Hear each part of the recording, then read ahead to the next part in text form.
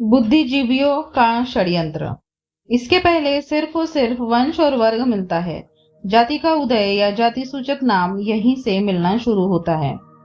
विक्रमशिला विश्वविद्यालय में पढ़ाने वाले शिक्षकों और पढ़ने वाले विद्यार्थियों को एक उपाधि मिलती थी, जो आज भी संस्कृत पढ़ने पर उपाधि के रूप में मिलती है। ये सारी उपाधियां आज भी दिखेंगी, लेकिन अब जाति सूचक और पुश्तैनी हो गई है।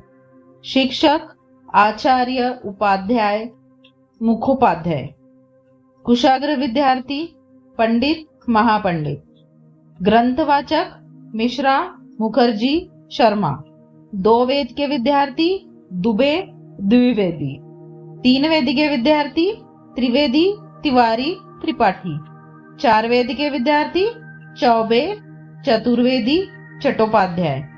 ये उपाधियां वे हैं जो बाद में उपाधि, सरनेम और जाति पंडित के रूप में स्थापित होती चली गई और वो आज भी दिख रही है। ये सारे उपाधि सरनेम यहीं से आरंभ हुए। यह शिक्षा ग्रहण करने के लिए तत्कालीन समाज के प्रत्येक ब्राह्मणी मतानुसार गोत्र वंश के लोग जाते थे। इसलिए जाति के अंदर सप्तऋषि के सारे गोत्र विराजमान हैं। गोत्र: पहला गौतम, दूसरा कश्यप, तीसरा भारद्वाज, चौथा विश्वामित्र, पांचवा जमदग्नि, छठा वशिष्ठ, सातवां अत्रि। बाद में कुछ ऋषि मुनियों को जोड़कर गोत्रों की संख्या को आगे बढ़ाया गया, जिससे कौशिक ऋषि, वत्स ऋषि, कौंडिन्य ऋषि, अगस्त ऋषि और जुड़ गए। बाद के समय में इन पंडितों ने राजपूतों के दरबार में सलाहकार का काम किया और अपने स्वार्थ हेतु प्रत्येक राजा को एक दूसरे से लड़ाकर मुस्लिम आक्रमणकारियों को मौका दिया।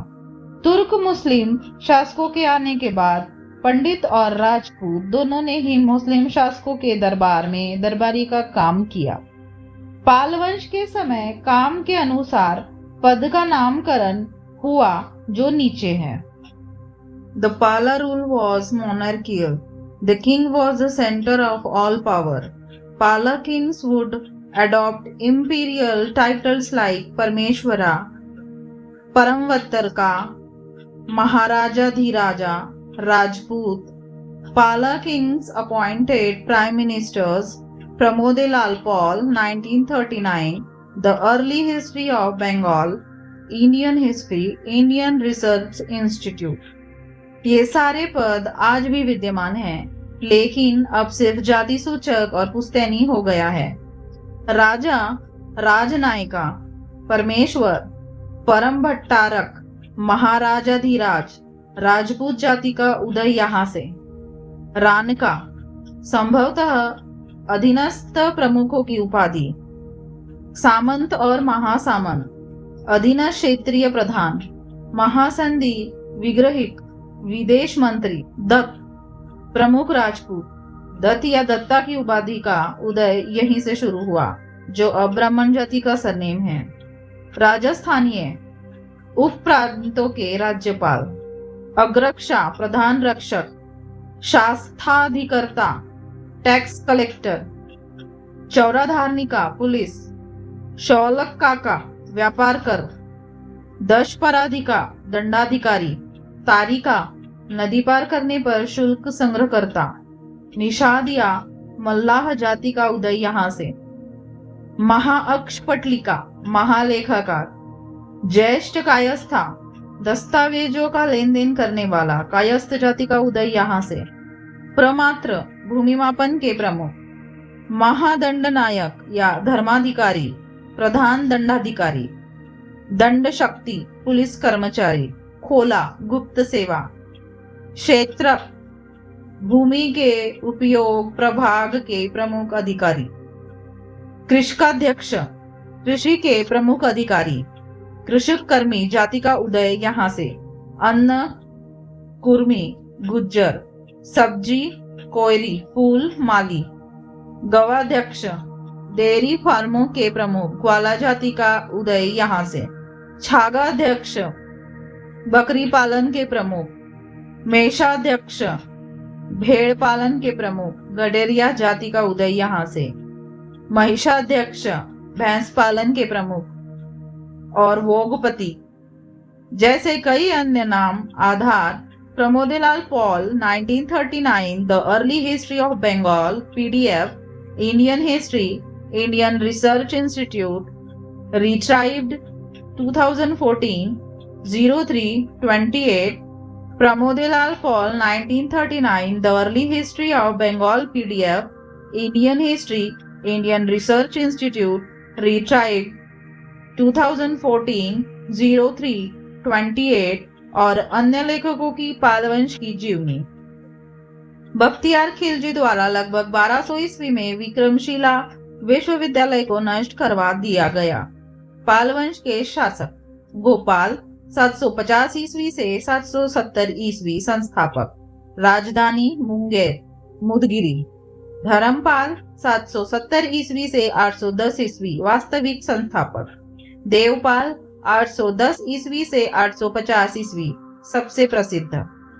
इन्हीं दो शासकों के समय में शास्त्रीय भारत का निर्माण करने हेतु विक्रमशिला विश्वविद्यालय की स्थापना की गई थी, जो आगे चलकर यहाँ के पढ़ने वाले और पढ़ाने वाले लोगों के वंशजों द्वारा शास्त्रीय भारत की जगह पर नारकीय भारत का निर्माण कर दिया गया। इस वंश के अन्य शासक 850 से 988 ईसा शूरपाल, विग्रहपाल, नारायणपाल, राज्यपाल, Gopal II, Vigrahapal II, Mahipal I आदि थे। अंतिम शासक गोविंदपाल 1165 ईस्वी। आधारपाल वंश की जीवनी। राजपूतों का उदय।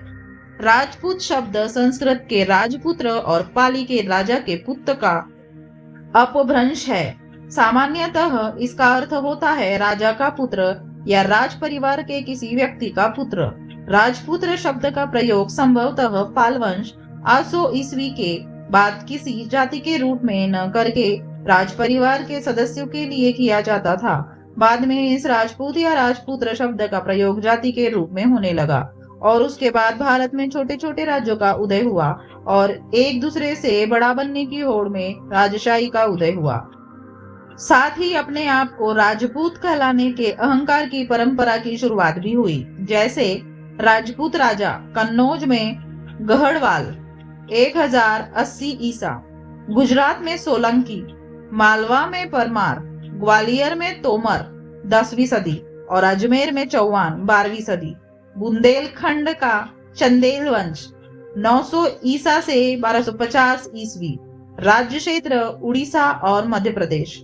950 ईस्वी के बाद से ही भारत के हर राजाओं के अंदर झूठी आन बान शान की वजह से आपस में तू मैं और झूठे घमंड की वजह से हर राजा एक दूसरे को नीचा दिखाने, मरने और मारने हेतु तुर्क मुसलमानों को बुलाने लगा, जिसकी वजह से भारत में तुर्क मुसलमानों का आना शुरू। अजमेर का चौहान वंश 12वीं सदी। क्षेत्र राजस्थान और पंजाब। 2 राजधानी पिथौरागढ़ दिल्ली और अजमेर। पृथ्वीराज चौहान तृतीय को 1192 में मोहम्मद गौरी ने हराया। मेवाड़ का राणा 1320 ईस्वी। चित्तौड़ का राजा राणा रतन सिंह का अलाउद्दीन खिलजी के हाथों अंत।